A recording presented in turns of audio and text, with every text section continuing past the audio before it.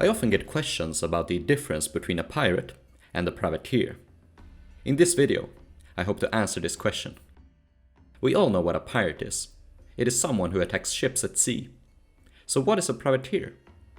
The usual explanation is that it's legalized piracy. A private captain is granted a license by the government to attack enemy ships during times of war. Privateers, being government contractors, had to abide by certain laws. Pirates, being outlaws, had no such restrictions. In turn, they couldn't reap the benefits of civilized society. One of these laws concerned flags. In 1694, England forbade its privateers from flying anything but a strict set of flags. Most notably, a plain red pennant called the privateer jack. To sail under the red jack became a common euphemism for privateering. In 1697, privateers would also start using plain black flags. These would later develop into the Jolly Roger and only be associated with pirates. Privateers were organized in a completely different manner. A captain was offered a privateering commission by a government official, authorizing him to take prize ships at sea. In many cases, the captain did not actually own his ship. A conglomerate of investors would buy a ship, hire a captain, and acquire a commission for him. They would then supply the ship and recruit a ship's company. How was a pirate crew established?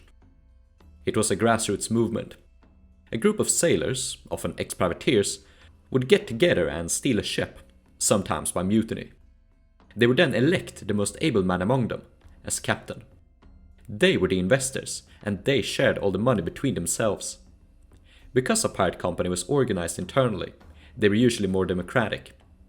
Major decisions, such as where the pirates would sail next or how they would punish someone, was done by voting. Pirates and privateers both made their money by capturing enemy ships, but they differed in the details. Privateers had access to national ports, giving them the ability to recruit, recuperate, replenish, and repair their ships. Prize ships, as captured ships were called, were delivered back to the port where the commission had been given.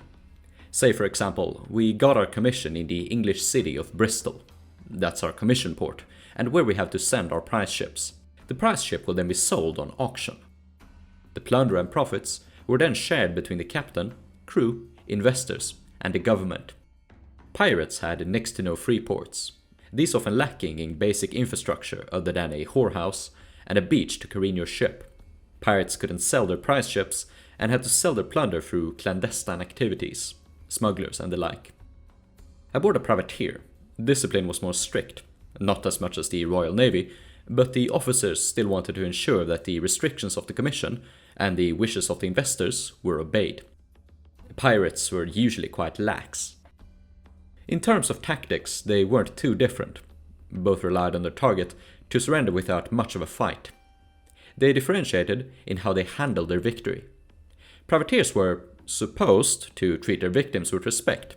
No torture, no executions, no sexual harassment.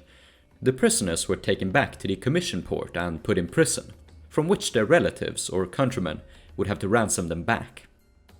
Pirates had no restrictions and could behave as they pleased. However, they had no prisons. Captives were only kept temporarily, a few days or weeks at most, if the ransom was easily within reach. But ransoming wasn't so common among them, and they usually released their captives instantly. Those are the major differences between pirates and privateers.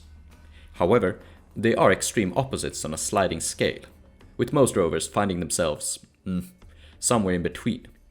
And if you look at the average pirate or privateer crew, there wasn't a huge difference. Both were greedy, unruly, rebellious, and impatient.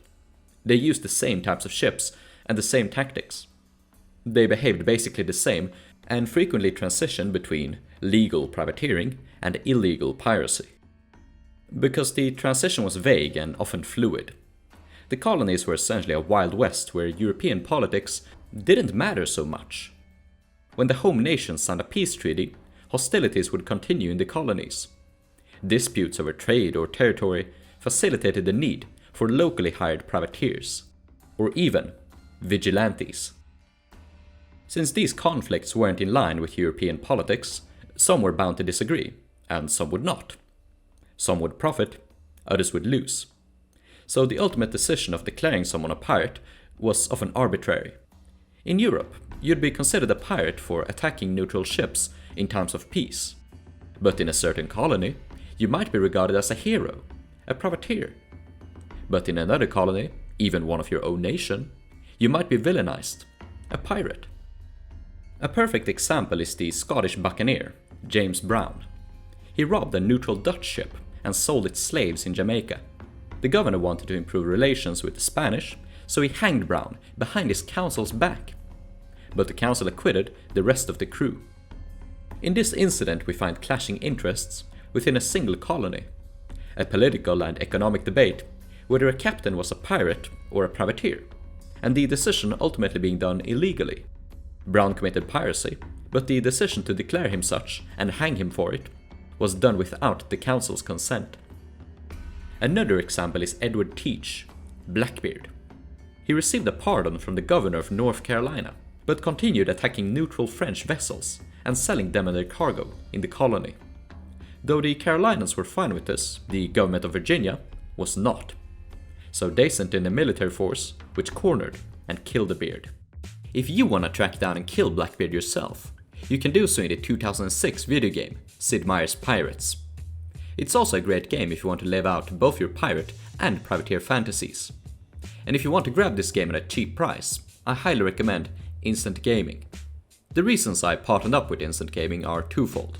One, I know a lot of you guys play games, and I want you to be able to get new enjoyable products at a cheap price.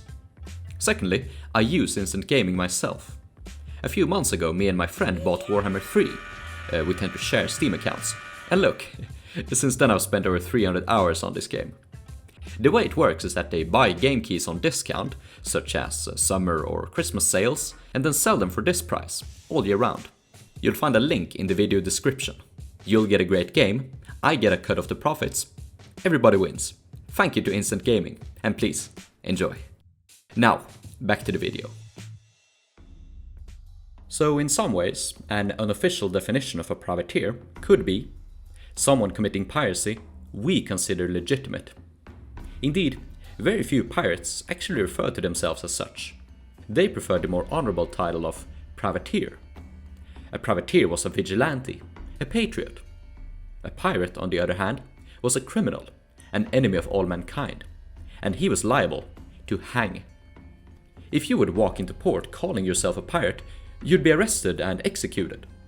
But if you'd call yourself a privateer, they would at least give you the benefit of the doubt. At most, clap you on the shoulder and look the other way when you sold off your suspicious cargo.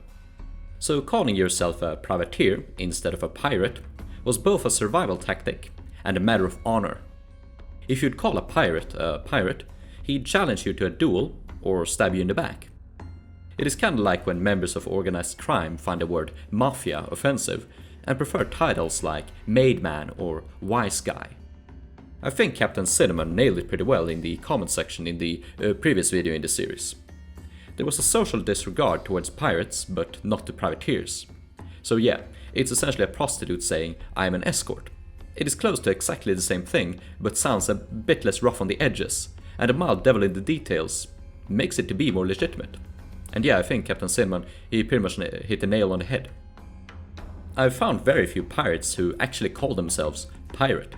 The only example I have for certain is an obscure captain named John Hamlin, active between 1682 and 1684. He's likely the most archetypal of all pirates. He attacked ships regardless of nationality, tortured his victims, enslaved, press-ganged, and here's the kicker. According to eyewitness depositions, introduced himself as a pirate, not a privateer. I've found no other incident of a pirate doing such. Rather, most evidence points to even the most hard-boiled crooks calling themselves privateer. 17th century writers like Dampier or Henry Pittman politely referred to their buccaneer associates as privateers. According to trial documents, Blackbeard called himself a privateer. Blackbeard did enjoy some popular support in certain regions, but there are also cases of quite stereotypical pirates like Ned Lowe, George Lowther, or Thomas Anstis, actively calling themselves privateers. These men were hated by everyone. Since both Lowther and Anstis had been associates of Bartholomew Roberts, it is very likely that the would-be king of pirates himself would have killed you for calling him such. And since the definition of privateering could be twisted into whoever we consider legitimate, pirates could use whatever weird explanation to glorify their crimes. Some might say that they didn't recognize the peace treaty since it hadn't been signed with their consent, or that they were revenging themselves upon the enemy, or that they didn't recognize the current government. According to the Act of 1536, a pirate was someone who committed treason or murder, robbery, etc. on or from the sea. So if you didn't commit treason, you weren't a pirate, meaning that a government in exile or an illegitimate government could give you a commission and you could still call yourself a privateer. This happened during the English Civil War, with both sides using privateers and both sides prosecuting enemy privateers as pirates. When James II was deposed in 1689 by William of Orange, his government in exile issued privateering commissions against the new regime. So in 1698, the law was changed and treason removed. But the idea still persisted among some people, and the pirates of the late Golden Age saw themselves as opponents of the ruling government and supporters of the deposed Stuart dynasty. In their mind, they were legitimate privateers. Indeed, a common euphemism for piracy was to sign your own commission around the capstan. Some of the pirates active after 1715 called themselves by another name, marooners. This was because they practiced marooning as a frequent punishment, leaving someone on a deserted island. In my opinion, the pirates of the 1713 to 1730 period should all be referred to as marooners, in order to distinguish them from other groups. The pirates of the 17th century should all be called buccaneers. Buccaneer was usually defined as a West Indian sea rover, but in practice it meant anyone who attacks the Spanish regardless of legal permission. So if you opposed the Spanish, being a buccaneer was cool. But if you liked the Spanish and wanted to trade with them, it was bad. So when England and Spain were at war, buccaneers were seen as heroes by the English. But when England and Spain signed a peace treaty in 1671, it was bad. But hostilities continued. Spanish forces still attacked English ships, so the buccaneers were necessary. They were neither good nor bad, so the word buccaneer had mixed and somewhat edgy connotations. This is why English buccaneers refer to themselves as privateers. Privateers were always legitimate, always heroic, always patriotic. But to the French, it was completely different. Their word for buccaneer was flibustier, filibuster. And since their war against the Spanish continued for the rest of the century, filibuster was a title of honor. Of course, I do think the entire 1630 to 1730 period should be called the Golden Age of privateering, not piracy, because this was the period in which the privateers themselves really flourished and could almost always get away with their crimes, regardless of legitimacy. In fact, our perception of privateers, being legitimate pirates, is the complete opposite of the period perspective. Pirates were often defined as privateers without a commission.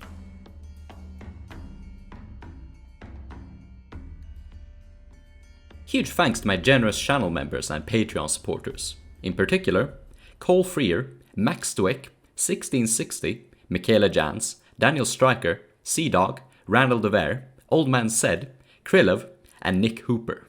If you'd like to interact with me or fellow pirate enthusiasts, please check out the link to our Discord server in the video description.